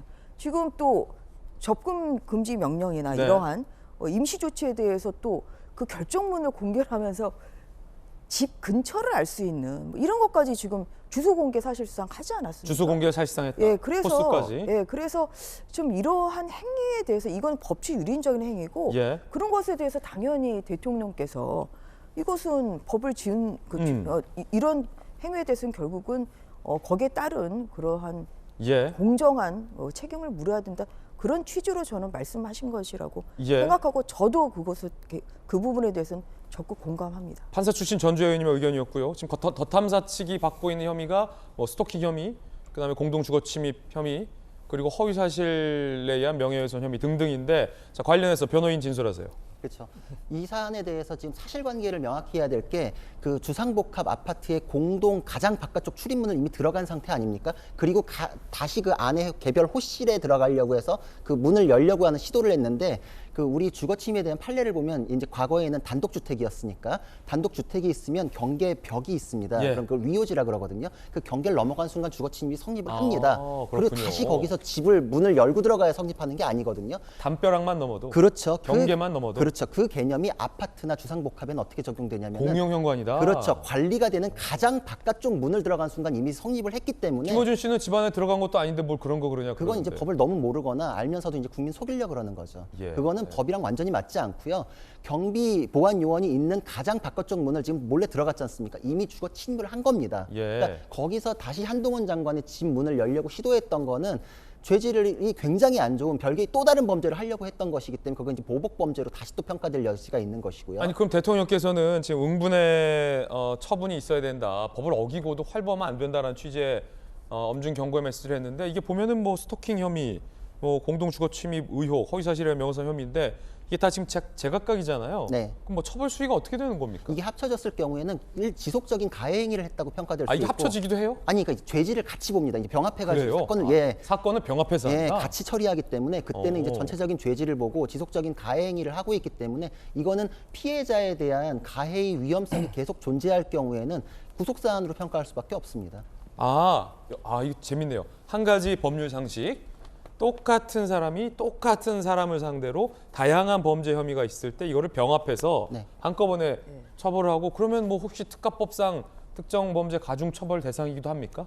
특가법상의 보복 범죄 혐의가 이미 지금 고소가 들어가 있습니다. 그렇습니까? 그러니까 그 보복 행위의 일환으로 지금 주거 침입도 한 것이거든요. 그러면 아까 구속을 말씀하셨는데 구속의 단계가 여러 가지가 있는데 뭐 사전 구속 영장을 청구해서 발부받아서 구속한다는 겁니까? 아니면은 긴급 체포를 한다는 겁니까? 아니면 뭐 법정에서 구속이 될 가능성이 있다는 겁니까? 어떤 제가 구속? 보기에는 수사 과정에서 구속 영장이 청구될 가능성이 있다고 생각을 합니다. 그래요? 예. 판사님께서는 어떻게 보세요? 왜냐하면은 아니 이게 유튜브로 실시간 중계를 하면서 본인들이 예. 죄를 자백했거든요. 왜냐하면 압색 당하는 고통을 느껴봐라 하면서 본인들이 그 앞에서 벨 누르고 도우락 열라고 했거든요. 그럼 압색을 왜 당했어요? 그거는 한동훈 장관에 대한 그 청담동 거짓 술자리 의혹 때문에 결국은 모 시민단체로부터 고발을 당해가지고 그것 때문에 결국 압색을 당한 거잖아요. 네. 그런데 거기에 대해서 피해자한테 또 가서 그렇게 그 주거를 아니면 그 접근을 시도한다? 이것 자체가 보복이죠. 그렇군요. 너 때문에 내가 압색 당했으니까 내가 너를 너도 당해봐 해서 간 거잖아요. 그래서 이거는 본인들이 유튜브에서 뱉은 말 자체가 수사할 것도 없어요. 이거는 유튜브에서 뱉은 말 자체가 자백입니다. 이것은. 수사할 것도 없다. 그럼요. 그래서 이거는 뭐 소환만 되면은 저는 영장 청구가 가능한 사안이다. 죄질이 너무 안 좋잖아요. 예. 이게 뭐 그래서 여기서 이제 그치는 게 아니라 저는 아마 더 탐사 이 생태를 보면 계속해서 아마 한동훈 장관에 대해서 괴롭힘을 계속할 가능성이 크다. 어제 이 검찰 출신의 김광산 변호사가 출연을 해서 더 탐사 주요 관계자들은 구속될 가능성이 매우 크다라고 검찰 시각으로 얘기를 해줬는데 오늘은 또 판사 출신과 또 변호사의 시각까지 보면 세 분은 다 이제 구속 사유가 충분하다라고 의견을 주셨습니다. 이 스토킹 혐의와 관련해서 더 탐사 해당 구성원이 휴대전화를 자진 제출했다고 하는데 그 아이폰에 비밀번호를 걸어서 제출했다고 합니다. 한동훈 장관 스토킹 혐의 피소 어제 아이폰에 비밀번호 걸어 경찰에 제출 풀어봐라 이거죠. 풀어볼 땐 풀어봐라. 나도 한 장관처럼 아이폰에 비밀번호 걸어서 제출할래 이거죠. 경찰은 지난 27일 주거지 휴대전화 압수수색 시도했지만 불응으로 집행이 안 됐다. 강진구 더 탐사 대표. 한 장관이 과거의 행동 스스로 되돌아보라는 의미로. 아, 왜 자꾸 이렇게 교훈을 주려 하세요? 아니, 교훈을 무슨 범죄 행위를 통해서 자꾸 교훈을 주려 합니까? 선생님이세요? 아니시잖아요. 아이폰 비밀번호 걸어 제출. 명주 의원님, 네. 뭐 자꾸 이렇게 한 장관에게 느껴보게 하려고, 되돌아보게 하려고. 아니, 우리 선생님도 그렇게 안 했는데 담임 선생님이신가요? 이제 말은 그렇게 하지만 실제적으로 보면 저거는 신종 비즈니스입니다. 자기 목숨을 건 교도소 담장을 왔다 갔다 하는 그 리스크를 통해서 우리 사회의 어떤 혐오증, 어떤 상대적인 진영 논리를 통한 신종 비즈니스예요. 내가 잡혀 들어가면 또 소송비를 위한 구걸 행위가 되는 거고. 이거는 그렇기 때문에 제가 더 심각하게 생각하는 것은 대통령 말씀보다는 민주당이 더 탐사를 새롭게 규정해야 돼요. 예. 저는 언론기관도 아니고요. 그래서 그 언론기관도 아니고 신종 비즈니스 하는 저 스토킹하는 집단을 협업했다고 하는 김의겸 의원은 말이 안 되는 거예요. 협업했다고 했습니까? 민주당이 정신을 차려야 되는 거예요. 그러니까 예. 저거는 언론이 아닌 차라리 정치 단체다, 할빈당이다. 예. 그러면 이해가 돼요. 민주당 일각에서는 아니 민주당이 스토킹한 것도 아닌데 우리한테 왜 그러냐 이런 얘기도 있는데. 그러려면 확실히 끊어야죠. 저는 정말 잘못했다. 법을 위반하면서까지 가는 걸 민주당은 원치 않는다는 대변인 논평이 필요합니다. 지금. 근데 그 대변인이 협업한 분이잖아요. 그래서 대변인을 끊어내려고 하는 거잖아요. 지금. 누가 끊어내요? 아직도 대변하고 있잖아요. 안 되면 그래서 오늘 아침에 토론회에서 대표까지 끊어내려고 하는 거죠. 아, 그래서 대변인을 안 끊어낼 정도의 판단이 없는 대표로 어떻게 당을 이끌어갈 거냐. 저는 그렇게 생각합니다. 지금 김용주 의원님 당이 굉장히 어려운 시점에 왜 어렵냐. 윤 정부 때문에 어려운 게 아니라 스스로의 판단을 못하기 때문에 어려운 거예요. 민주당 17대 국회의원을 지내신 또 선배 국회의원의 의견이었습니다. 서지현 부대변인 어떻게 보세요? 그 자택에 침입했을 때는 압수수색 당한 사람의 심정을 느껴봐라. 그리고 압수수색 거부하면서 휴대전화 비밀번호 걸어서 제출하면서 한 장관도 스스로 과거의 행동을 되돌아봐라. 네, 그거 이제 약간 계몽주의. 그 개인의 어떤 사감이 좀 들어간 것 같은데 사감이. 사실은 저런 행위가 개인적인 영역이 아니죠. 공적인 영역이잖아요. 개인정보 보호가 아니라 어떻게 보면 알 권리 차원. 그래서 저도 전주혜 의원님한테 제가 똑같은 이야기를 했었어요. 국민의힘 의원들한테 2년 전에. 예. 조국 장관 그 당시에도 자택에서 저기 벨을 누르는 것보다 더 위협적인 게 카메라 수십 대가 있어서 그런 부분은 개인의 알 권리 국민의 알 권리보다는 좀 사생활 영역도 있고 주변의 이웃에 대한 침해가 있기 때문에 어떤 그 취재 영역의 어떤 행태에 대한 기준을 좀 필요가 있다라고 했었는데 그때도 국민의힘 의원들은 장관이기 때문에 개인이 아니다라고 해서 할 수 있다. 그래서 조국 장관 딸의 주민등록 사무까지 오픈이 다 됐었지 않습니까? 그래서 저는 진영을 떠나서 이런 취재 영역의 어떤 어느 정도까지가 우리가 용인할 것이고 이런 프로세스를 2년 전에도 계속 저희가 이런 논쟁이 있었는데 앞으로도 계속 되겠죠. 왜냐하면 정쟁이 극에 달하는 시점이기 때문에 그래서 이런 부분은 뭐 법을 떠나서 좀 이게 우리가 인식을 또 바로 하는 것도 있지만 그것이 안 된다면 법적으로도 국회 차원에서 이런 부분에 대해서는 제한할 수 있는 거는 좀 최소한의 제한 조치가 필요하지 않을까 생각합니다. 예. 물론 조 전 장관은 피의자 신분이고 한 장관은 피의자 신분이 아니라는 결정적인 차이는 존재한다는 취재 말씀, 형태. 말씀드리고 이분들이 하고 있는 건 취재라는 의미로 부를 수 없다라는 점도 또 참고로 말씀드리겠습니다. 접근 금지 명령을 받은 더 탐사 측이 한동훈 장관의 주소를 또 노출했다. 이건 또 무슨 얘기일까요? 경찰이 긴급 응급조치 결정문을 더 탐사 측에 보냈습니다. 한 장관과 가족이나 주거지로 100m 이내 떨어져라. 더 탐사는 해당 명령서를 공개하며 한 장관 자택 주소 일부와 아파트 호수를 또 노출을 했습니다. 한 장관은 공인으로서 책임 다하고 언론의 정당한 취재에 떳떳하게 임하길 바란다. 이게 어떤 언론이 이렇게 취재를 합니까? 사실 피의자도 아닌 사람에게 어느 공직자도 경찰을 사설 경호업체로 유용할 수는 없다라는 굉장히 좀 왜곡된 시각까지 드러냈습니다. 이 더 탐사가 어제 유튜브 채널에 긴급 응급조치 결정물까지 공개를 했습니다. 굉장히 무서울 게 없어 보입니다. 이렇게요. 네. 구차룡 변호사. 네. 그 한 장관의 주소를 또 노출하는 거는 어떤 의도로 봐야 됩니까? 법원이 경찰이 접근 금지 명령을 한 건데 100m에 떨어져라. 그런데 이걸 공개하면서 한 장관 주소 일부를 공개하면서 나는 접근 금지 명령으로 못 가니까 이 주소 공개할 테니까 갈 사람 가서 똑같이 해라 뭐 이겁니까? 그렇죠. 좌표를 찍는 겁니까? 그런 취지로 볼 수 있고 이분들 지금 떡볶이 팔기 바쁘잖아요. 지금 의원님께서 말씀하신 신종 비즈니스란 말이 딱 와닿는데 원래 먹방이라는 게 뭐 많이 먹든지 맛있게 먹든지 사람이 호감이든지 뭐 요 정도가 돼야 되는데 그 또 덧함선 다 아니잖아요. 그러니까 우리는 많이 먹지도 않습니다. 네, 그 뭐 제대로 먹지도 못하더라고요. 그래서 지금 보면 분노, 혐오의 감정을 조장해가지고 거기 올라타서 떡볶이를 팔아보겠다. 근데 아이템이 계속 있어야 되니까 저번에 명단 공개로 한번 팔아봤고, 요번에는 이제 요 주소 한번 공개해서 요 아이템 가지고 연결해서 한번 팔아보자. 뭐 이런 거 같은데 저거 명백한 2차 가해행위죠. 지속적인 가해행위고 지속적인 보복행위이기 때문에 죄질을 계속 높이는 것이고, 이 사람들은 저번에 뭐 가세연에서 한번 체포됐다가 풀려나면서 슈퍼챗이 엄청 터졌던 적이 있거든요. 네. 아마 그거 보고서 우리도 이제 슈퍼챗 많이 터질 아이템이 요거겠다라고 가볍게 생각하는 것 같은데, 아마 제가 보기에 체포영장으로 풀려나는 그게 아니라 아마 구속까지 갈 것 같고, 김어준 씨가 예전에 낙검수 팟캐스트로 지금의 김어준이 됐던 그거 아마 롤모델 삼아가지고 나도 더 커보겠다, 그리고 떡볶이 팔아서 돈도 벌어보겠다 이런 것 같은데, 그 불순한 의도는 절대 관철되지 않을 것입니다. 말씀하신 김에 김어준 씨 이야기 한 번 더 들어보겠습니다. 방송인 김어준 씨입니다. 한마디로 이제 집 앞에 왔다는 거잖아요. 현관문은 주민들이 열어줬다고 하는데, 그리고 가겠다고 사전 예고도 했다는 거잖아요. 네. 네. 그 대상이 한동훈 장관 대 정도 되는 권력자라면 이건 취재 일환으로 용인돼야 된다고 봅니다. 왜냐하면 일반인들이 권력에 접근할 수가 없거든요. 법률가다 보니까 주거 침입 들어간 건 아니잖아요.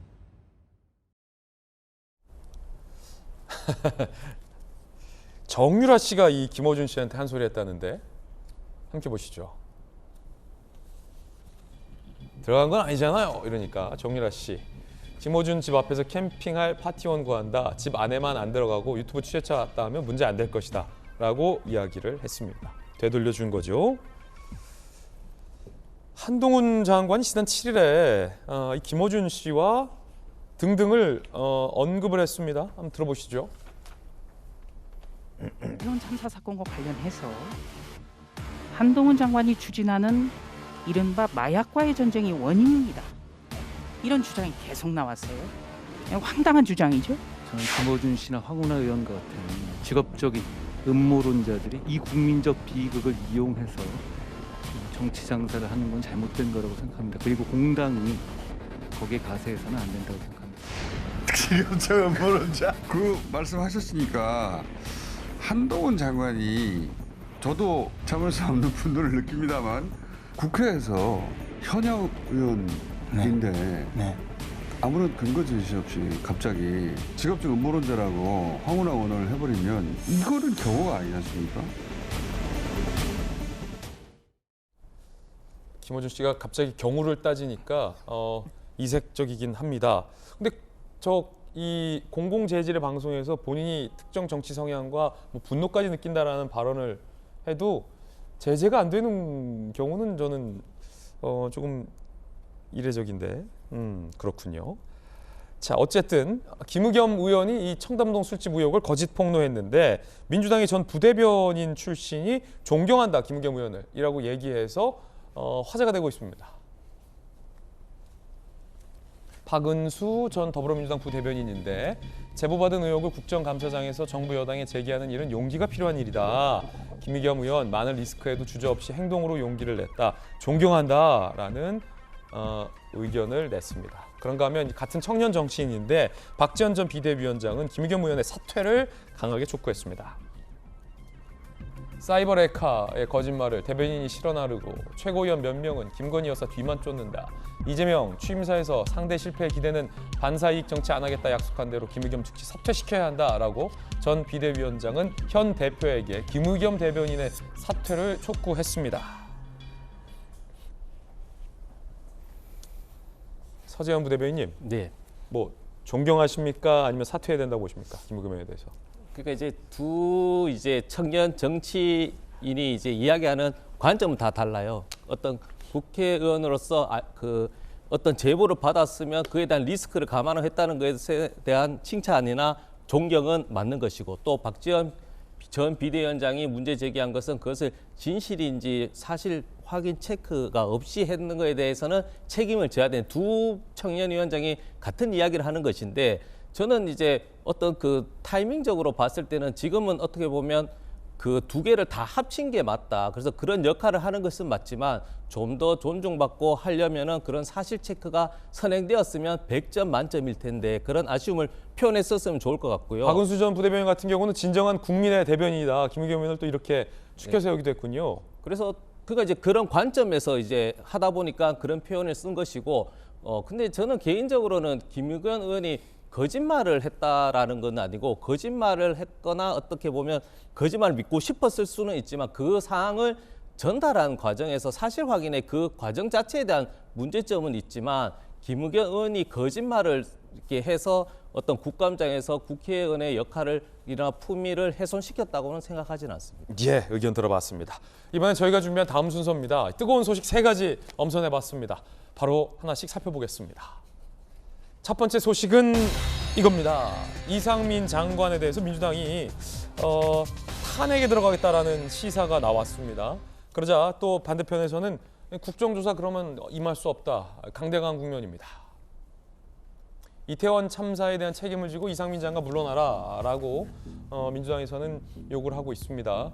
해임 건의안 제출 방침인데 대통령실에서 국정조사 전에 해임하겠다는 건 국정조사에 의지가 없다는 거다. 해임 건의안 발의 시 전면 보이콧하겠다라는 얘기가 나왔습니다. 그러자 박홍근 원내대표가 탄핵 등 모든 조치를 강구하겠다라며 해임 건의안을 건너뛰어서 그냥 탄핵, 더 센 탄핵이라는 카드를 꺼내 들었습니다.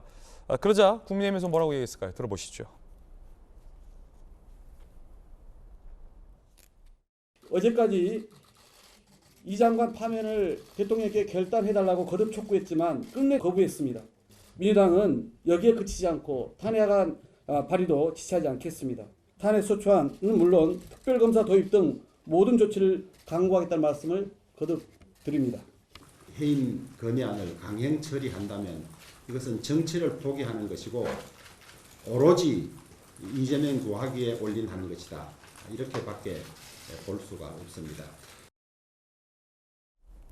자, 지금 여야 강대강인데 김용주 의원님 어떻게 보십니까? 이 해임, 왜냐면 이상민 장관이 여러 차례 발언과 관련해서 본인이 사과했듯이 실언을 많이 했고 국민의힘 내부에서도 이상민 장관은 이 자진 사퇴하는 게 맞다라고 의견을 낸 분도 있어서 대통령실에서 이 해임할 타이밍을 실기한 겁니까? 아니면 윤 대통령이 워낙 신임을 해서 사실은 어떤 국민적인 이상민 장관에 대한 신임도가 많이 떨어졌고 여당에서도 지지를 못 받는 상황인데 계속 이제 고민을 하다가 민주당이 계속해서 이제 탄핵까지 밀어붙이는 형국까지 온 겁니까? 어떻게 보십니까? 글쎄요, 민주당이 그 행안부 장관이 계속 있는 게 더 유리하다고 생각하는지도 모르겠어요. 지금 이 어프로치를 보면 대통령이 더 해임하고 싶어도 해임 못하게 만드는 탄핵을 소추를 해버리면 이런 분위기 같으면 대통령이 못 물러납니다. 스스로 해임을 못하게, 그러니까 결자 해지를 못하게 민주당이 오히려 강하게 몰아붙인다. 트릭을 하나 이게 전략일 수 있는 있죠. 거 아닌가 싶을 정도예요. 그런 의미에서 원래 대통령께서는 기본적으로는 행안부 장관에 대한 신임이 두텁지만 그럼에도 불구하고 국정조사라든 여러 가지 사법적 절차, 내부 특별수사본부의 결과에 따라서는 책임질 사람 책임지게 하겠다. 그런 단행도 있을 수 있다라고 보고 그 시점에 적절하게 당이 기능해서 해임 건의를 할 수 있는 부분인데 실제로는 그 시점이 너무 길어지고 있어요. 그 시간을 주지 않는 거죠, 민주당. 네네네. 그런 부분이 아쉽고 민주당 입장에서는 이미 9월 말에 박진애 해임 결의안을 한 번 단행한 적이 있어요. 근데 결국 해임되지 않았고 재미없거든요. 그러니까 그거는 말은 이제 해임 건의를 하지만 탄핵 소추로 가지만 탄핵 소추는 더 갈 길이 멀잖아요. 헌재로 넘어가야 되고 법사위를 거쳐야 되는 건데 법사위에서 누가 그걸 넘겨주겠습니까? 이제 결과적으로는 정치 행위를 계속할 뿐이고 정치 행위다. 네, 그런 의미에서 오히려 이 타임에는 사실은 대통령의 결단이나 오히려 국민의힘 내부에서 초기에 그 일이 벌어졌을 때 사실은 내부적으로 그게 얼마인지는 모르겠습니다만 행안부 장관의 사퇴는 상수다라고까지 했거든요. 기본적으로 행안부 장관은 잘라야 된다는 내부 기류가 좀 있었어요. 그런데 지금 현재 말하자면 대통령과의 만찬 이후에 그 분위기가 어떻게 됐는지 시간이 가면서 망각하는 게 동물이기 때문에 사실은 그런 의미에서 지금 국민의힘이 정신을 더 차려야 될 때라고 보여집니다. 예. 자, 전주현 의원님 어떻게 보십니까? 왜냐하면 이 민주당 입장에서는 대통령이 이상민 장관을 고집하네? 라는 사인만 보여도 강하게 밀어붙일 수 있잖아요. 어떤 정치적인 선택으로. 민주당 선택이니까. 그런데 이제 이렇게 되면 국민의힘이나 대통령실 입장에서는 이 민주당의 거센 해임 요구에 수용을 해서 해임하는 것도 모양새가 이상해지고 이 문제에 책임지고 스스로 물러나게끔 했어야 되는데 그 타이밍이 지금 없어져 버린 거 아니냐. 어떻게 보십니까? 그런 면이 있는데 이제 왜 이 시기에 갑자기 또 해임 건의안을 꺼내냐. 사실 저는 그 의도가 굉장히 궁금해요.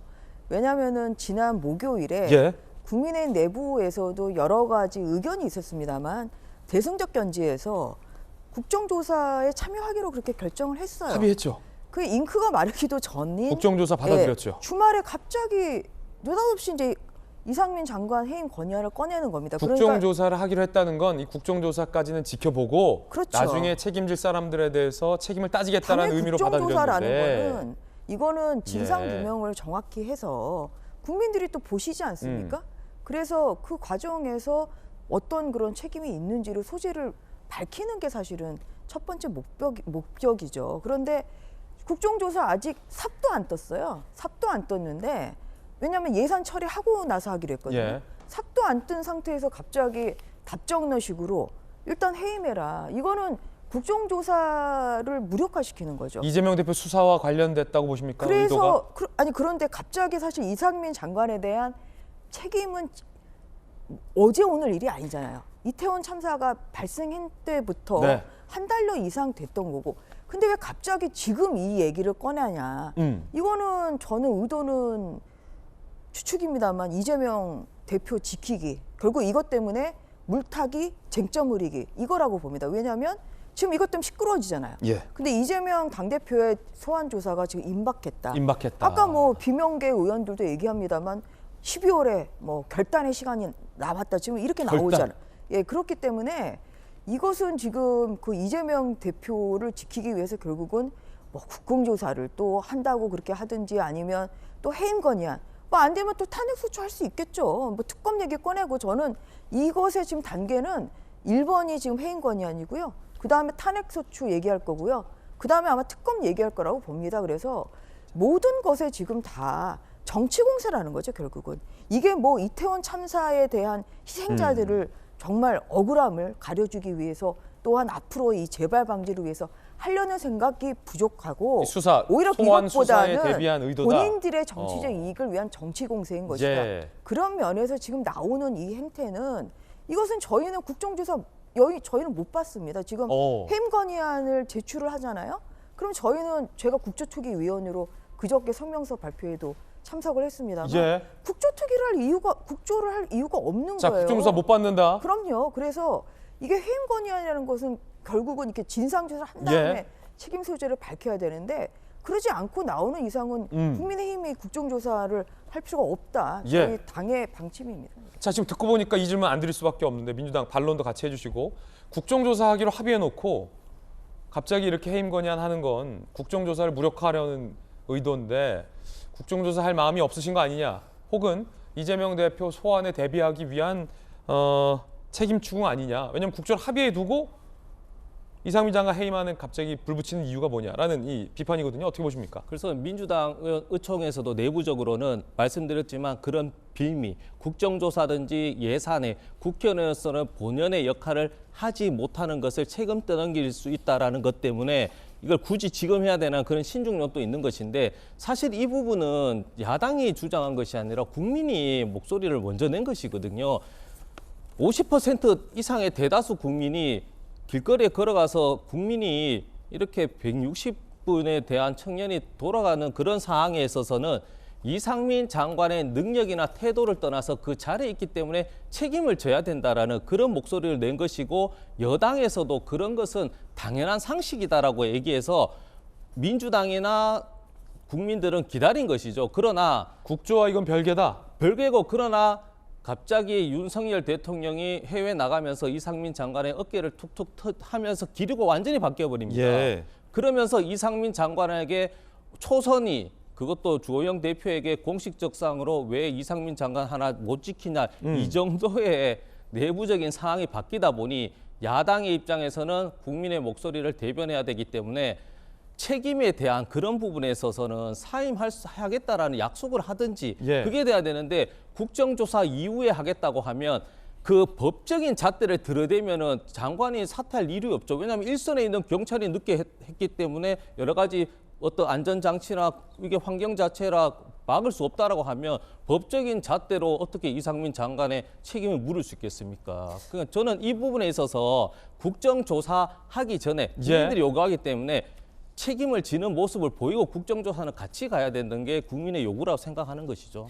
두 가지 좀 간단히 반론을 제기할게요. 그러니까 뭐냐면 아까도 제가 뭐 언급한 것처럼 이거는 시점이 굉장히 수상하다는 겁니다. 이게 아니 이태원 참사가 언제 났고 그리고 또 대통령께서 또 그 이상민 장관 어깨를 두드려진 게 그게 지난 주예요? 그거 아니잖아요. 그 전전주거든요. 그러면 지금 얘기하신 대로 하면 그때 해임 건의안을 꺼냈어야죠. 그런데 이거는 다 진상규명 좀 하기로 하고는 갑자기 해임 건의안 꺼낸다?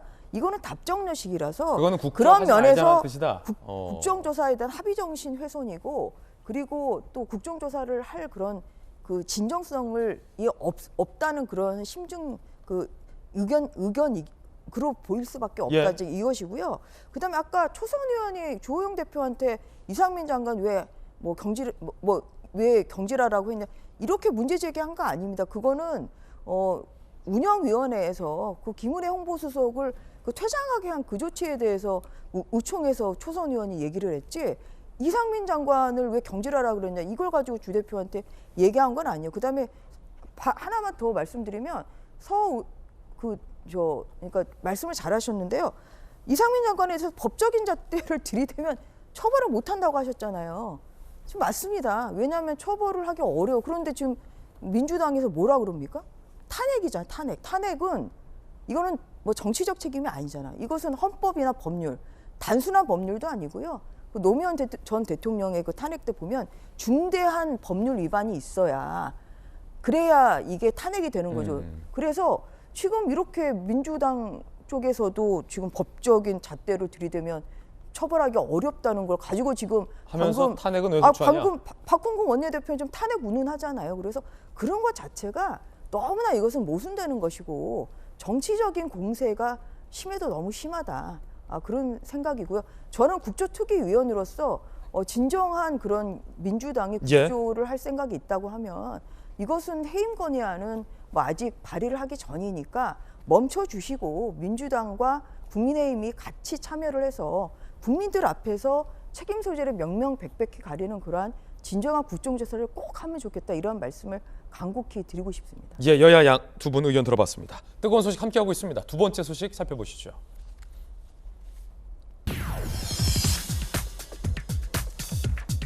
자, 서훈안보실장 서해 피살 관련 구속영장이 청구됐습니다. 함께 보시죠.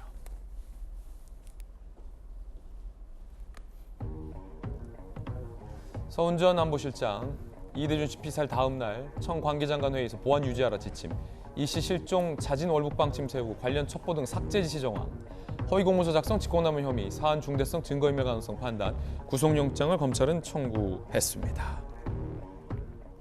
구재룡 변호사님, 서훈 실장은 월북을 몰아간 적도 없다, 자료 삭제 지시도 없었다라고 강하게 부인하고 있는데 검찰은 지금 구속영장을 청구했어요? 그 혐의를 부인하는 것 자체가 어차피 증거에 의해 가지고 사실이 아니고 그냥 단순 부인으로만 볼 수 있기 때문에 오히려 이걸 이제 증거 인멸이나 이런 쪽으로 이제 평가될 수 있는 부분이거든요. 죄질에 대해서도 굉장히 높고 이전에도 지금 전 국방부 장관이나 해경청장에 대해서 구속영장이 발부됐지 않습니까? 그러니까 혐의의 상당성, 중대성은 인정이 되는 사안이다. 그리고 자료 삭제 지시라는 거는 삭제됐던 거는 그 데이터베이스 뒤지면 바로 나오는 얘기니까 말로 해결되는 문제는 아니거든요. 그러니까 모든 것은 증거에 의해서 이제 혐의가 인정이 되는데 다만 그 이전 2번에 대해서 이제 영장이 나왔지만 적부심에서 풀려났지 않습니까? 구속 적부심에서 풀려난 건 또 어떻게 봐야 됩니까? 그러니까 그거는 이제 혐의는 인정되는데 상당히 오래전에 있었던 일이기 때문에 증거 관계가 어느 정도 확보가 됐고 지금 이제 현직에 있지 않으니까 거기에 영향을 미쳐서 증거를 인멸할 우려는 상대적으로 적지 않느냐. 그러니까 혐의는 소명이 되지만 뭐 구속시킬 것까진 증거 인멸 우려까지는 적다. 이래서 사실은 구속이 반려된 거다. 그렇죠. 그러니까 증거 인멸의 우려라는 거는 오히려 역으로 검찰이 증거를 굉장히 확보를 잘하고 있을 경우에 기각되는 경우도 있습니다. 아, 그랬습니까? 예, 그런 경우도 있습니다. 그래서 그런 경우가 고려가 됐을 수 있다. 그래서 이전에 이제 사례하고 비교했을 때 영장 발부 사유는 충분하다. 다만 증거 인멸의 우려에 대해서는 그 비슷하게 과거의 일이기 때문에 그 자료가 충분히 확보됐을 것이다. 이거를 이제 고려했을 경우에는 이전 사례하고 비슷하게 갈 가능성도 있지만 지금 검찰에서는 혐의를 부인하면서 추가적으로 증거 인멸의 우려가 이전 2명하고는 조금 다른 경우가 더 있다라고 지금 얘기를 하고 있거든요. 그 추가적인 내용이 어떤 것일지에 따라서 또 이제 결론이 좌우될 것으로 생각이 됩니다. 그렇군요. 서훈 전 실장의 지난달 27일 발언 들어보시죠. 근거 없이 월북으로 몰아간 적도 없고 그럴 이유도 시직도 없습니다. 자료 삭제 지시 없었습니다. 안보기관 입장에서는 월북이라고 한다면 오히려 책임을 져야 되는 부담스러운 상황인데 그럼에도 불구하고 월북이라는 주요 첩보에 포함된 거를 감추는 것이 더 이상한 상황이겠죠. 자, 뜨거운 소식 함께하고 있습니다. 이번에 세 번째 소식 살펴보시죠. 조국 전 장관의 아내 정경심 씨가 다시 구치소로 갑니다. 검찰이 연장을 불허했습니다. 지난달 4일 허리디스크 수술 등 목적으로 한 달간 형집행 정지 이후 한 차례 1개월 추가 연장이 됐습니다.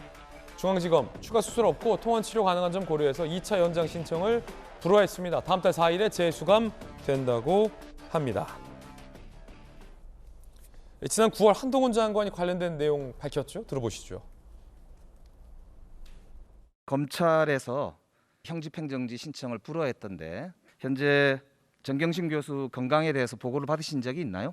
의료진들 전문가들이 향후에 어떤 그 수술이라든가 치료 계획 부분에 대한 구체성이 좀 떨어졌기 때문에 그 부분에 대해서 좀 보류한 것이다. 정경심 교수 형집행정지 신청과 관련돼서 장관께서 하실 역할에 대해서 좀 찾으실 용의가 있습니까? 제가 구체적으로 관여할 부분은 없습니다만 말씀하신 상황을 좀 잘 파악해 보겠습니다.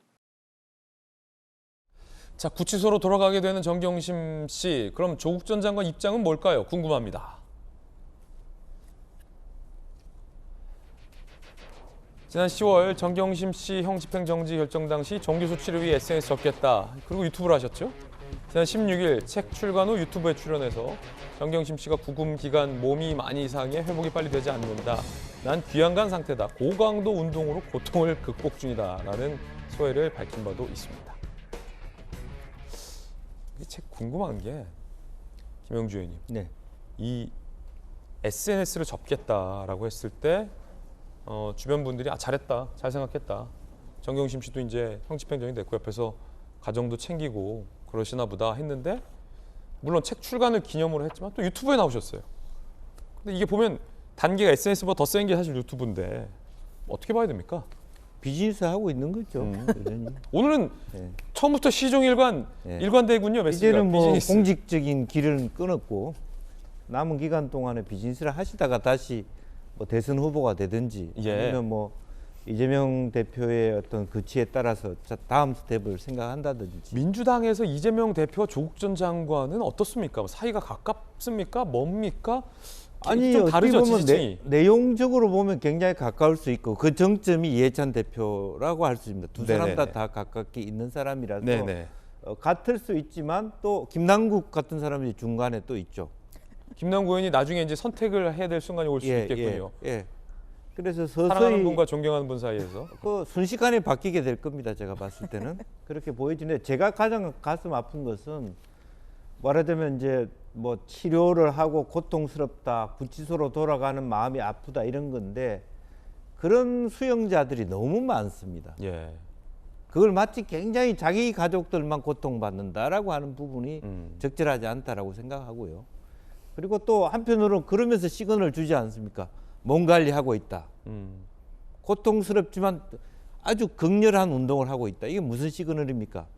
나 무너지지 않는다. 예. 나를 계속 지지해다오. 예. 이런 정치적 복수는 계속 깔고 있는 거죠. 왜냐하면 워낙 이 지지층이 많으니까 만약에 이제 정경심 씨에 대해서 건강이 안 좋은데도 다른 수용자에 비해서 과도하게 검찰이 구속을 고집한다면 이건 비판받아야 할 지점이 있다고 보고, 반대로 다른 수용자들과 형평성 차원에서 똑같이 조치를 하고 있는데 조국 전 장관이 말씀하신 것처럼 너무 우리에게만 가혹하다라고 주장하면 이건 특권 의식일 테고 어느 쪽이라 보십니까? 저는 방송화의 일고의 가치도 없다고 봅니다. 그런 것까지 정치적 고려할 이유가 없다고 봐요. 예. 수술을 더 할 이유도 없는데 형평성에 위배하죠. 수술도 안 하는데 계속 연장시켜준다? 맞지 않습니다. 그래서 아예 이런 것을 무관심하는 게 훨씬 더 사회적 형평성에 맞는 일이다. 저는 그렇게 봅니다. 그래서 다음 주제로 넘어갑니다. 세 번째 이야기의 주제 볼 텐데, 이 포르투갈전만 우리 대표팀이 남았습니다. 승리 공식은 16강에 가려면 우리가 포르투갈을 2점 정도로 이기고 우루과이가 이제 가나를 한 1점 정도로 이기면 우리는 16강에 갈 수 있습니다. 계산을 해보니까. 주제 공개합니다. 포르투갈전 올인, 그러니까 우리 대표팀과 이 우루과이가 같은 시간에 펼쳐집니다. 그래서 대표팀을 한 80% 응원해 주시고 우루과이를 한 20%나 한 15.5% 정도 응원을 해줘야 16강에 갈 수 있습니다. 구자철 해설위원 품에 손흥민 선수가 경기 직후에 안겨서 우는 사진이 공개됐습니다. 이 손흥민 선수 얼마나 속상했을까 함께 보시죠. 자, 이 모습입니다. 구자철 씨 유튜브에 이제 공개가 됐는데 경기 직후에 이제 구자철 선수가 손흥민을 안아주니까 손흥민 선수가 품에 안겨서 자철이 형 품에 안겨서 이제 좀 우는 눈물을 흘리는 그런 모습입니다. 자, 뭐 손흥민 선수가 마음에 어떤 부담감이 있었죠. 본인의 부상, 최선을 다하는 모습으로 국민들께 감동을 줬지만 본인이 알지 않습니까? 아파요. 그러니까 100% 기량을 다 발휘 못하는 거에 대한 부담감, 국민들에 대한 미안함, 뭐 이런 복합적인 심정이 아니었을까? 김영준님 어떻게 보십니까? 이 사진에서. 그렇습니다. 이제 실제로 우리가 경기 속에서도 그 몸이 원활하지 않으니까 몸싸움을 못 해요. 그러니까요. 그러니까 안으로 들어가서 충분히 본인이 직접 슈팅을 때리고 해야 되는데 밖에 긋돌다가 찬스가 날 때 때리는데 벽에 막히는 안타까움이 있거든요. 그런데다 마스크를 쓰니까 이게 시야가 한계가 있어요. 그리고 땀에 젖으니까 불편하기도 하고. 이제 그런 부분들이 애통하게 생각하고 오히려 적극적으로 본인이 몸싸움을 하지 못한 아쉬움, 그런 미안함, 그리고 뭐 주장으로서의 어떤 책임감 이런 것들이 저 속에 저 한 장의 사진에 다 녹아 있지 않나 저는 그렇게 생각하고 아마 그럼에도 불구하고 저는 몸 상태가 나아지고 있기 때문에 또 다른 선수들도 회복 기미가 있기 때문에 충분히 우리가 어떤 16강 진출의 희망이 분명히 있다 그렇게 생각이 듭니다. 예, 심판에 강력 항의하다가 왜냐하면 이거 해도 너무했어요 심판이. 이 제가 국제적 국제법적인 관점에서 봐도 코너킥의 기회가 있으면 그건 차게 해줘요. 그래서 공이 가서 어디로 이제 딜리버가 되는지 보고 그게 딱 불발되면 그냥 거기서 바로 휘슬을 불어도 되는데 차지도 못하게 바로 휘슬을 불었어요. 우리 벤투 심판이 강력 항의를 하다가 퇴장당했습니다. 애석하게 포르투갈전에 감독이 자리를 할 수 없게 됐어요. 퇴장을 당해서. 당시 심경이 어땠는지 함께 보시죠. 퇴장 모습 모범적이지 못하지만 나도 사람이기 때문에 이렇게 됐다. 심판이 우리에 대한 존중이 부족했다. 바로 이거죠. 왜 대한민국을 존중하지 않느냐. 벤투 대한민국 축구팀 감독으로서 그 지점에서 항의를 한 거예요. 왜 대한민국을 존중하지 않냐. 전 세계 경제대국 10위권 국가인데. 아닙니까? 벤투 감독 이야기 들어보시죠. Aos meus jogadores, pedir-lhe desculpa. Por mais razão que me assista contra uma grande equipa que já tem o apuramento garantido, que tem uma qualidade individual tremenda em quantidade. Quando mexe na equipa, a equipa não se ressente. Por isso 벤투 감독이 이제 포르투갈 출신입니다. 그렇기 때문에 포르투갈 선수들의 특장점에 대해서 누구보다 잘 알고 있습니다. 그런데 이 감독이 퇴장을 당했기 때문에 포르투갈전에 함께하지 못해서 아쉽지만 충분한 전력 분석으로 아마 전략이 있을 것 같습니다. 레드 카드를 받았지만 벤투 감독이 매너를 지켜서 화제입니다. 가나전 패배 후 레드 받고 퇴장 당시 가나 스태프와 마주치자 악수를 건네고 포옹했다. 신사적인 태도. 심판한테 항의하고 퇴장당했지만 가나 스태프가 딱 머뭇머뭇할 거 아닙니까? 가나도 이겨놓고 괜히 미안하고. 그러니까 딱 악수를 건네고 포옹했다. 자, 온라인 커뮤니티에서 화난 상황에서 저게 되나 멋지다. 화내는 대상이 명확한 게 프로답다. 이게 바로 스포츠맨십이다라는 이야기가 나오고 있습니다. 서재현 부대변인. 네, 그 벤투 감독은 사실 이제 진짜 대한민국 감독다운 행동을 하신 거죠. 거기에 대해서 언쟁으로 했지 폭력을 하지 않은 거에서 저도 그럼요. 되게 잘한 결정이고 사실은 저는 이제 경우의 수에 익숙한 세대라서 그런 경우의 수를 위기이긴 하지만 이 위기가 사실은 벤투 감독의 저런 행위 그리고 퇴장이라는 그런 안 좋은 위기가 어떤 대한민국 선수들 한 사람 한 사람 앞에 마지막 경기에서는 후회 없이 최선을 다해서 기필코 이겨야겠다는 투지와 열정이 있기 때문에 잘 이겨낼 수 있는 과정으로 하고 또 벤투 감독 말씀드린 개인적으로 포르투갈 감독이기 때문에 포르투갈의 어떤 연맹 의식을 있을 수 있잖아요. 대신에 그걸 좀 떠나서 대한민국 승리를 위해서 함께 응원하고 결과도 좋은 모습으로 만들어서 다음 주에는 좀 더 이제 축구에 관련해서는 좀 더 행복한 뉴스가 전파되었으면 하는 바람입니다. 이게 이제 스포츠 심리학적으로 요 벤투의 퇴장이 배수의 진이 될 수 있습니다. 그러니까 한 경기밖에 안 남아서 어차피 전력을 쏟아부어야 되는데 감독마저 퇴장당했다. 이 선수들의 어떤 각성, 어떤 심판에 대한 어떤 이런 파이팅 이런 게 배수의 진이 될 수 있습니다. 16강 진출이 확정된 국가들 보시죠. 자, 네덜란드, 세네갈, 잉글랜드, 미국 올라올 수 있는 팀은 다 올라왔어요. 프랑스, 브라질, 우리 조에서는 포르투갈이 이제 확정이 됐습니다. H조가 우리 조입니다. 한국이 16강 가능성, 3차전에서 포르투갈을 이기고 우루과이가 가나를 한 골 차로 이길 경우. 제가 말씀드렸어요. 포르투갈, 대한민국 2대0, 우루과이, 가나 1대0. 그렇죠? 우루과이, 가나가 무승부시에 한국은 포르투갈전 2점 차 이상 승리를 해야 된다. 그러니까 우리가 포르투갈 일단 2대0으로 이겨놓으면 일단은 마음 편합니다. 사실은 전주혜 의원이 굉장한 축구 매니아입니다. 마니아고 월드컵을 직관하는 게 목표인데 개인적인. 자, 이번 포르투갈전 어떻게 전망하십니까? 과학적으로. 그러니까 이제 방금 이제 포르투갈이 이미 16강전에 이제 올라갔기 때문에 포르투갈은 슬슬 그런 해도 돼요. 면에서 베스트를 안 한다는 게 저희한테는 그렇죠. 기회가 될 수도 있다고 포르투갈은 생각합니다. 슬슬 해도 되고 저희는 좀 마지막 그 기회이기 때문에 전력을 다해야 되고 뭐 최선을 정말 다하는 거죠. 뭐 그래서 이제 그런 저희 우리나라의 이제 국가대표팀과 좀 뭐 슬슬 좀 이렇게 베스트를 좀 안 해도 되는 오히려 컨디션 조절을 해야 되는 상황인 이 포르투갈이기 때문에 좀 그런 면에서 논리적입니다. 예, 기대를 좀 해볼 우루과이와 만하다고 가나전은 어떻게 전망하십니까? 거기는 이제 서로 베스트를 다 해야 되겠죠. 네. 왜냐하면 뭐 그 결과에 따라서 어느 팀이 또 올라가느냐 마느냐가 되기 때문에 뭐 그렇기 때문에 좀 뭐 아무래도 이제 거기는 좀 비슷비슷하게 되지 않을까 생각을 하고 있고요. 저는 좀 개인적으로는 이제 우리 손흥민 선수도 좀 부상이지만 황희찬 선수가 지금 부상으로 못 나오고 있잖아요. 그래서 우리 팀의 그 전력이 베스트가 좀 아닌 상황에서 이 월드컵 경기를 하고 있다는 점이 좀 팬으로서는 참 아쉬운 면이 좀 드는 순간이에요.